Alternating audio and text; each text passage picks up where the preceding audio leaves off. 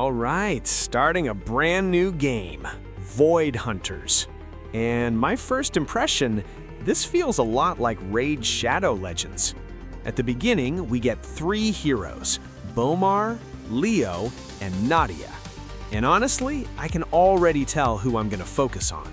Nadia looks really solid. Her skills seem useful, and she feels like a strong all-around character. Bomar is an epic hero, and at the start of the game, that's already a big advantage. Leo, we'll see. Right now, he looks more like a temporary option. But let's be real, early game is all about working with what you have. So for now, I'm investing into Nadia and Bomar, and later we'll see what kind of heroes we can unlock. All right, let's find out what Void Hunters is all about.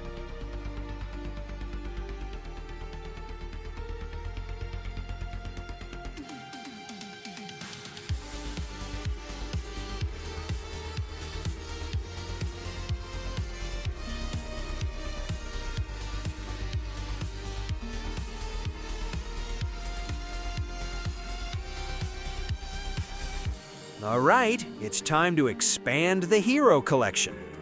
Let's see what we get from this summon. Okay, Jaguia, an epic attack hero. That already sounds promising. Let's take a quick look at her skills. All right, damage, some buffs, decent scaling. Yeah, I get it. This is definitely another hero I'm going to invest in early. And honestly, something interesting is starting to form here. At the beginning, resources are limited, so you really have to choose wisely. And one thing I've noticed, it's not just epic heroes that matter. There are rare heroes that can also be very strong, especially in the early stages of the game. Sometimes it's more important to build the right team rather than just chasing higher rarity.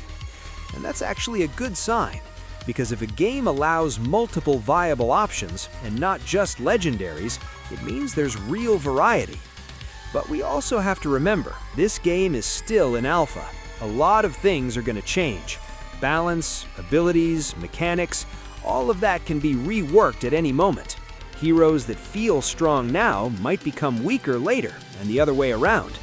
But that's also part of the fun. While everything is still unstable, you can experiment, test different setups, and find your own playstyle.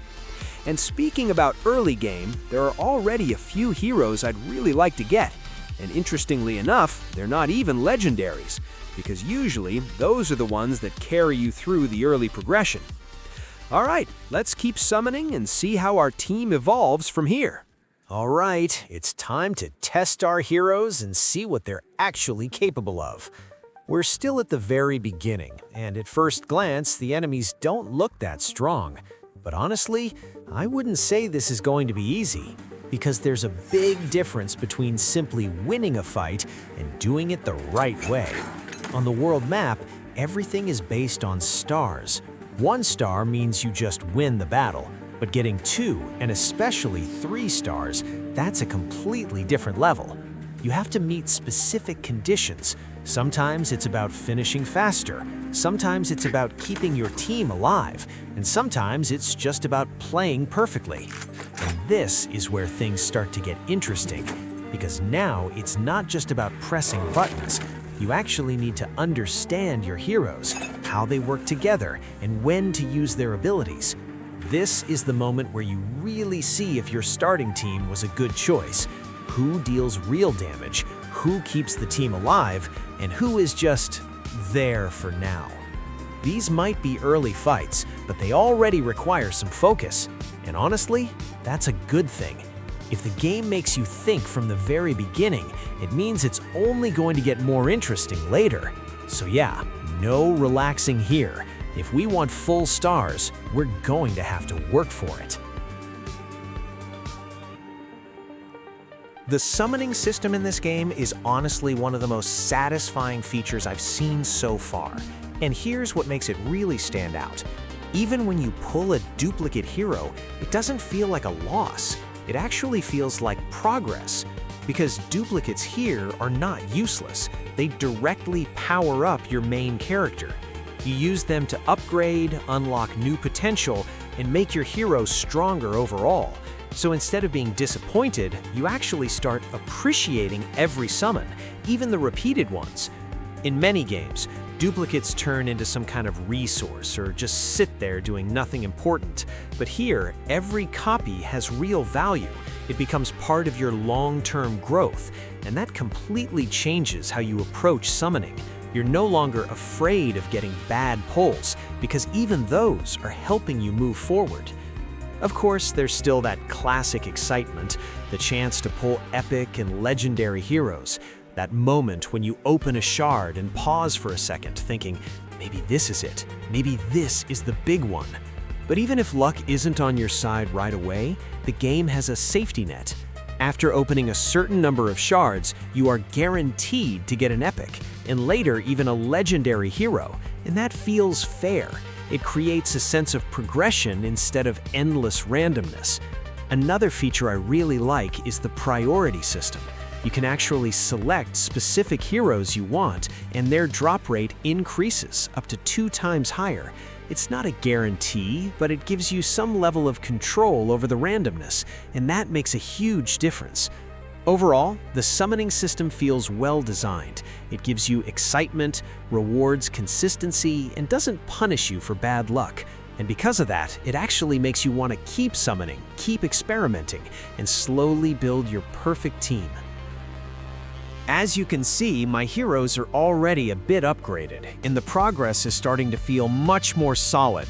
And I actually got pretty lucky. I pulled a rare hero who can heal the entire team, and that's a huge advantage early on. A character like this makes a big difference, especially in the beginning, where survivability is everything. Fights become more manageable, and you can push further without constantly worrying about losing your team.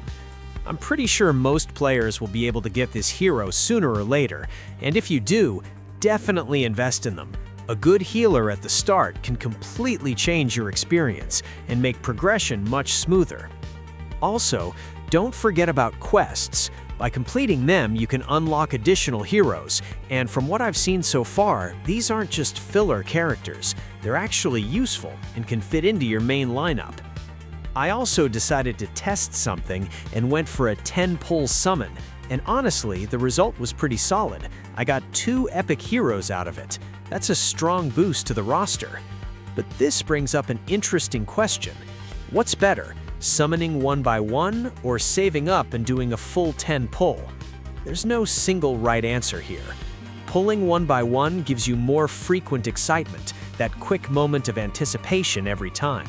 But doing a full 10 pull feels more impactful and often more rewarding overall. So in the end, it really comes down to your personal preference. Some players like to save and go big, others enjoy the constant small wins. Either way, the goal is the same. Keep building your team and enjoy the process.